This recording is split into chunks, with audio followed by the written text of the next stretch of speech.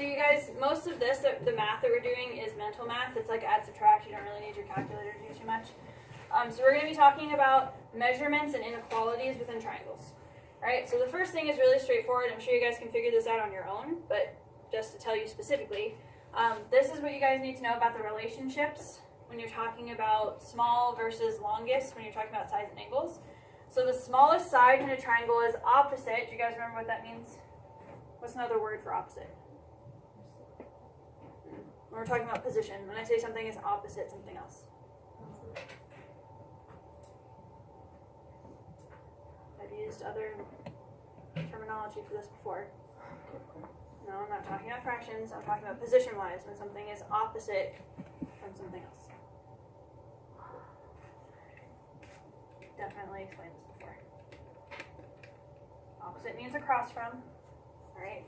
So the smallest angle in a triangle is opposite or across from the smallest angle in a triangle. They match up. So like in this picture, if you guys notice, I have 40, 60, and 80. Which one of those is the smallest angle? The 40. So the smallest side is going to be across from that. All right, so I have these little arrows drawn in. But if you know what the smallest angle is, the smallest side is across from that. Because think about when you make a angle smaller, doesn't the connection between the two ends get smaller as you make it, and then as you make it bigger, it gets longer? So that's how it works in a triangle. So the smallest side is across from the smallest angle, the biggest side is across from the biggest angle, and then the middle side is opposite the middle angle. Middle in terms of size. All right, so it's pretty straightforward just to connect the sides and the angles. They match up based on how big or small they are. Okay, and it works both ways. You can start with the angles to get the sides, or you can start with the sides to get the angles. So for instance, which one of these side lengths is biggest? 15. So what would the biggest angle be? It would be across from that. All right, so if you need to physically draw the arrows, feel free. But remember that opposite in these definitions means across from. So you can just visually go across the triangle to get to that angle or side. They're like little arrows across from each other. All right, does that make sense? All right, I have a couple examples on or underneath that we're going to use this idea to practice with. So I have this triangle right here. I have a 95, a 44, and a 51 degree angle. I'm going to list the sides in order from shortest to longest. Now this is where it's easy to make mistakes if you guys are not reading very carefully. What if they switched it to longest to shortest? They switched it. If you weren't reading very carefully, would you notice that? Probably not. So if you're used to doing short to long, and then all of a sudden they switch it to long to short, you'd have it backwards in your answer if you're not being careful. So please make sure you are reading carefully. Okay?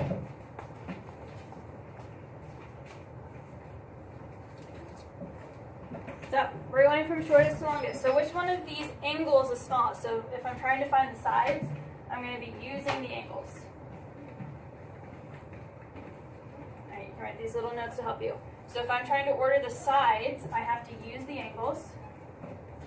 So what is the smallest angle? 44.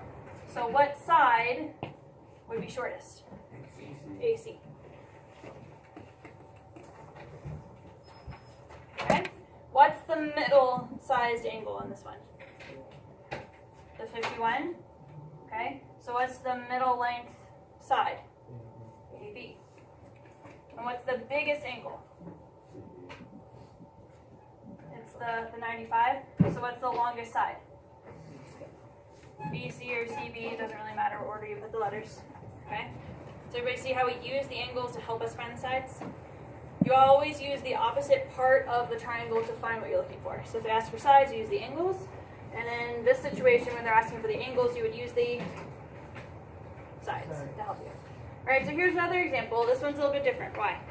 We're going to have to find this one, right? If you only know 59 and 61, can you tell what is the smallest angle in the triangle? No, because you don't even know this one, okay? So your first job is to find this angle right here, okay? So take a second, 59 plus 61 is 120. So the remaining angle that we didn't know is 60, okay? Now, you guys can answer the question. What's the smallest angle? 59. So what would the shortest side be? XY. Remember, it's across from the smallest angle. What's the middle angle? The 60. So what's the middle side? CY. And what was the biggest angle? So what's the biggest side? Okay. We're going to do the same thing, but we're going to do the reverse now. So I'm going to start with the sides, and I want you to list the angles in order from smallest to largest. So remember, when they're asking for the angles, that means you're going to use the sides to help you. So if they just gave you the angles, it'd be really easy to tell which one's smallest, right? They're not going to give you the information right away, so you have to use the other parts of the triangles to figure it out. So what's the smallest side? So I can find the smallest angle. This one's the smallest side, so what would the smallest angle be? L, across from it, like this. So angle L, right? What's the middle length side in here? 10.8. So what would the middle length side be? Or sorry, angle. You're right. Angle J. Right? And what's the longest side? 18.5. So what's the biggest angle? K.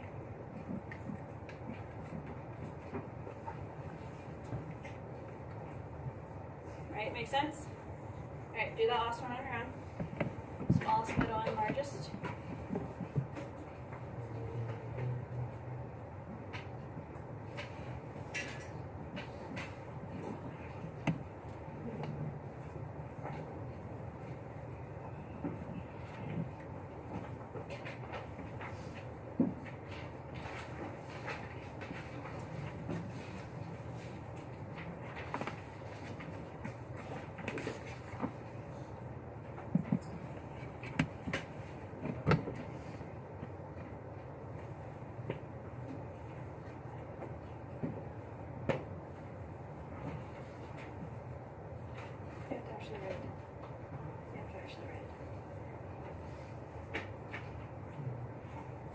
Alright, what's the smallest angle? What's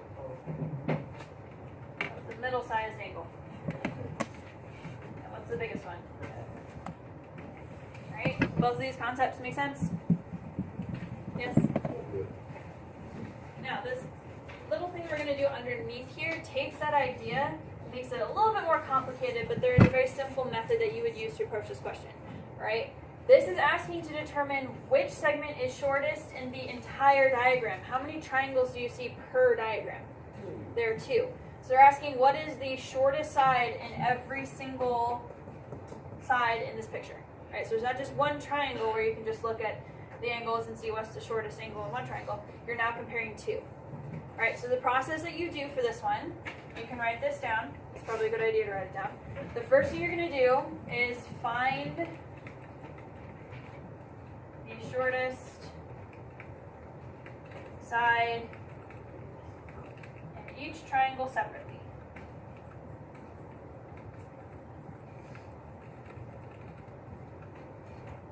You're going to pretend that each of the triangles are unique, they're separate, their own little question.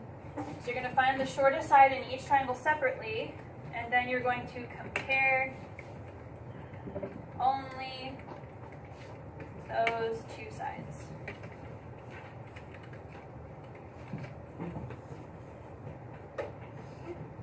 So we're going to narrow down what we're actually looking at, because we have multiple different sides. We're just going to work with 2. So let's look at each triangle separately. I'm going to start with the top triangle, X, Y, W. All right? I need to figure out what the shortest side is in this triangle. I can't do that until what? Until I find that third angle. So when you do a little bit of algebra, you find that this angle right here is 85. Okay? This angle that we didn't know before is 85 degrees. So now, if I asked you, what's the shortest side? What would you say? It's across from the 47, so XY. Alright, so in the upper triangle, this is the shortest side, the XY.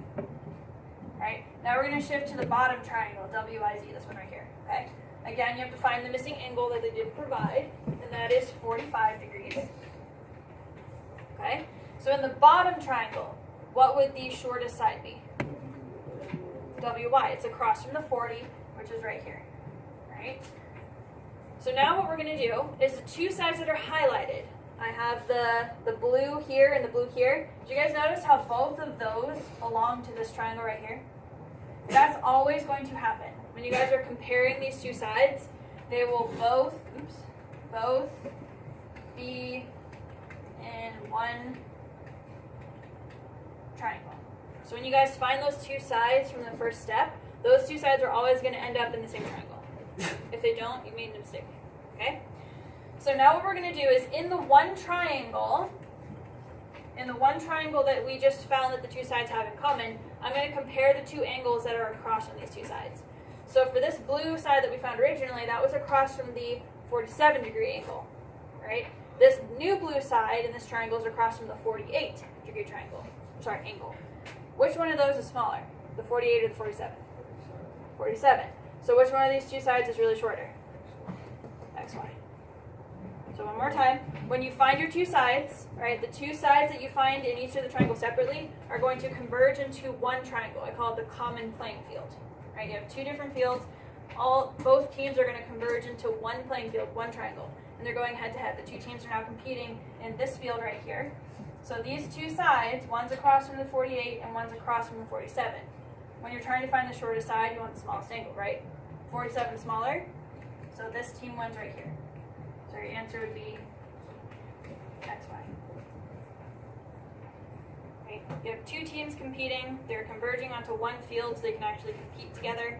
And then within this one triangle, you just figure out which angle is smaller. Okay? We're going to do another example to kind of get that to solidify a little bit. Again, we have two different playing fields, two different soccer fields or whatever sport you like. I need these two fields to kind of converge into just one so you can actually compete together. So first we have to figure out which triangle they have in common. All right, so we're going to do this process, find the shortest side of each triangle, and then we'll notice that they converge into one. So first I need to find these two angles. What would they be? 80 and 80. Okay, so which is the smallest angle?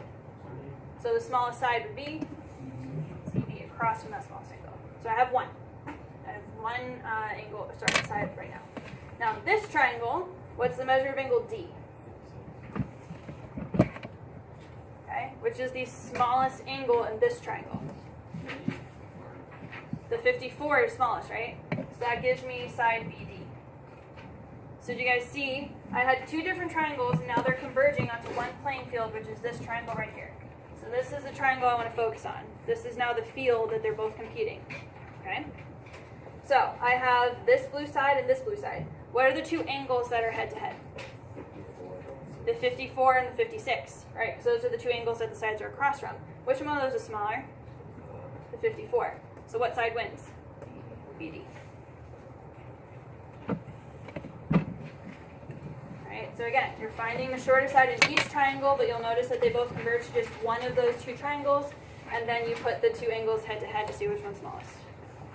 Alright?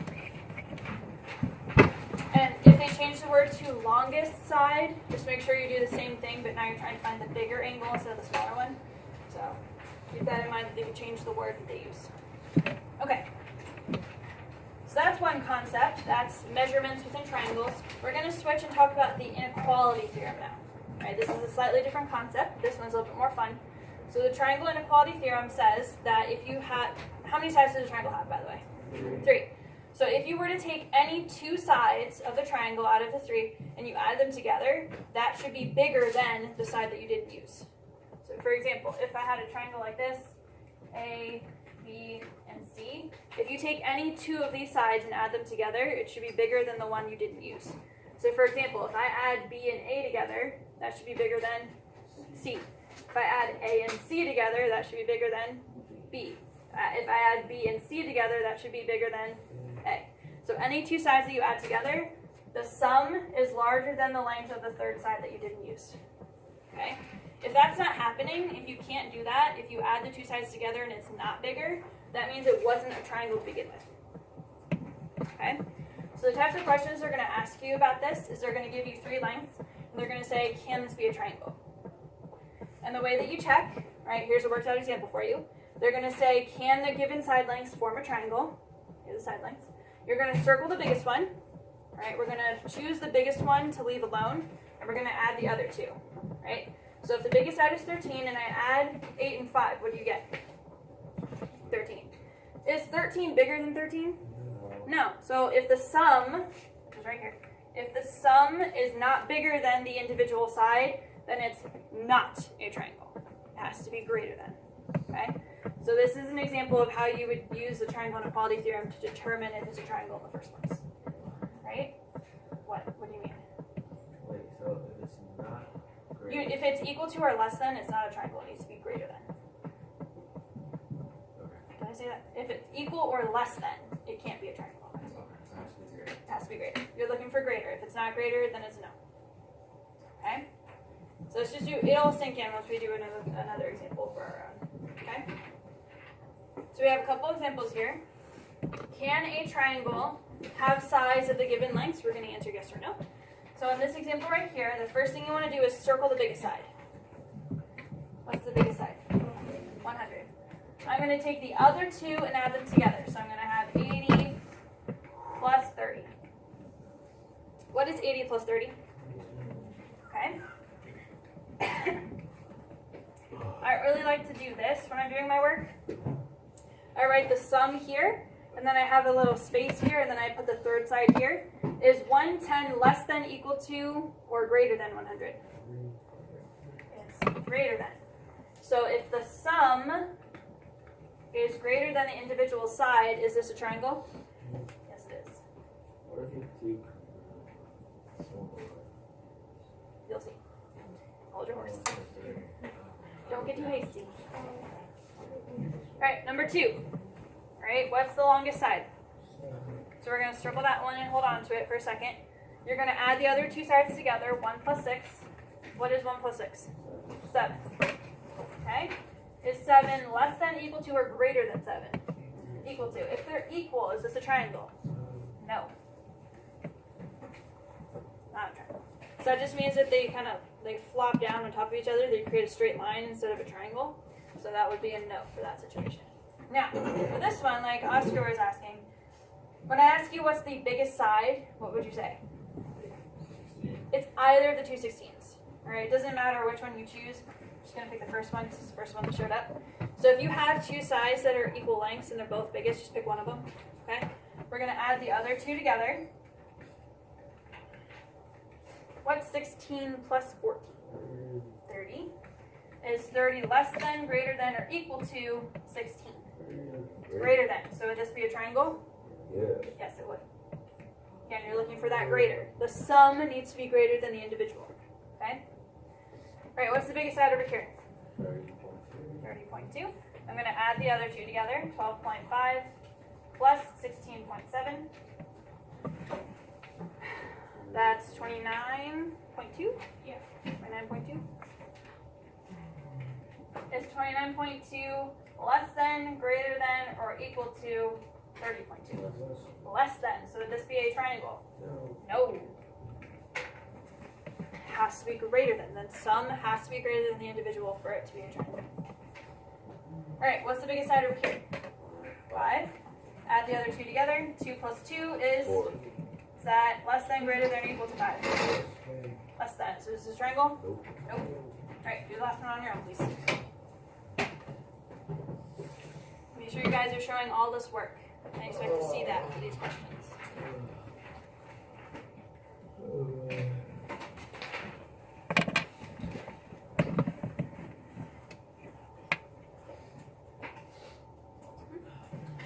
Question? Do you have a question?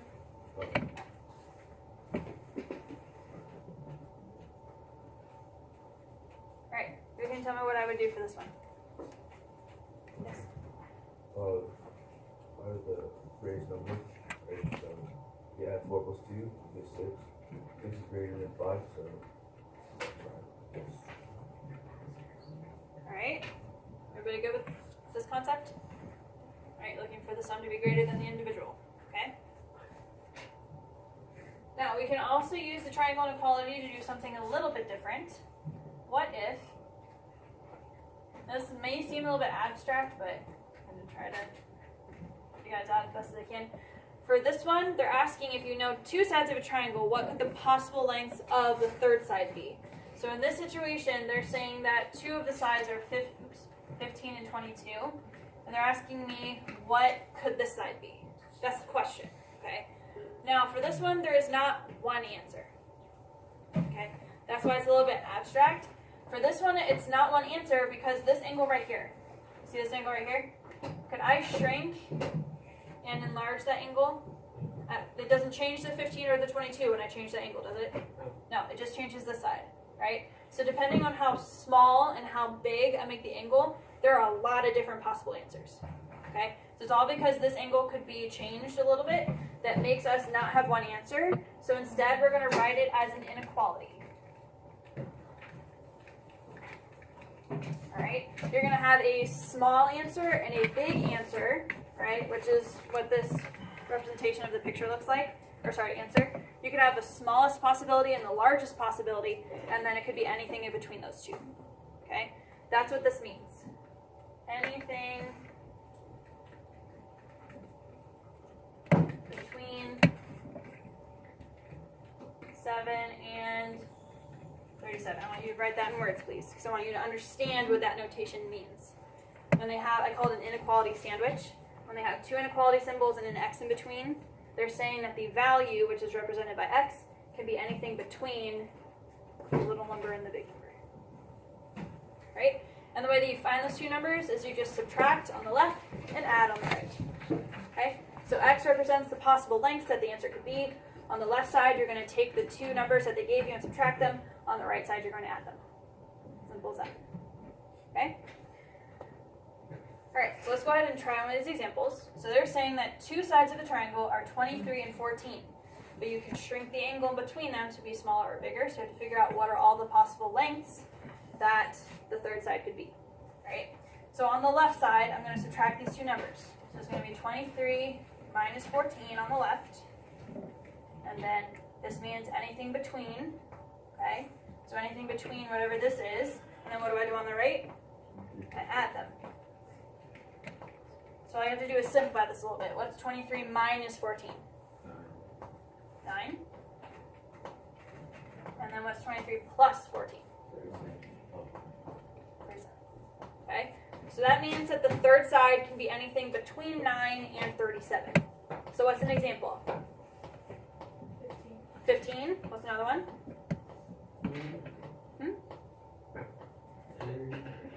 It could be 30. 16. Could be 15.5. Could be decimals, whatever. As long as it's between 9 and 37, that's possible length. Now, could it be 9? Could the length actually be 9? No. Could it actually be 37? No. Do you guys remember the difference between this and this? Yeah, this means greater than or equal to, right? They don't have the little equal to signs. So that means that they're not equal to 9 and 37.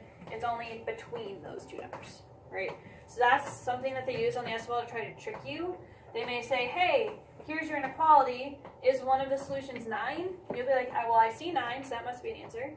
All right, so you need to be careful. This is not saying it includes 9. It has to be in between 9 and 37, but not including those. So be very careful you understand the difference between that. All right, what about this one? One of the sides is 17, the other one's 2. So what do I do on the left? Subtract. And then you draw your inequality. Both of your inequalities should be facing open to the right. And then what do I do on the right side? Add them. So what's my lesser range? 15. And then what's my larger? 19. So the side length could be anywhere between 15 and 19. So what's a possible length? 17, 16, 15.2, right? 18.9. As long as it's not 15 or 19, but something in between, those are all possible answers. So in order to answer this question, No, this is your final answer. I'm just saying that on the SOL they may go a little bit further and say what is an exact possible length. So that's why I'm following up with that kind of question, so you're used to that. Okay? So for our purposes, all you have to do is write this, but there may be a follow-up question like the ones I'm verbally asking you. All right, do you need more model for that, or can you do the last 4 on your own? Can you do the last 4 on your own? Yeah. Alright, go ahead and do 3, 4, 5, and 6. And then I'll double check to see you guys did it right. Always subtract on the left. Make sure you're subtracting the smaller number from the bigger number. They should never be negative. Alright, so subtract on the left, out on the right.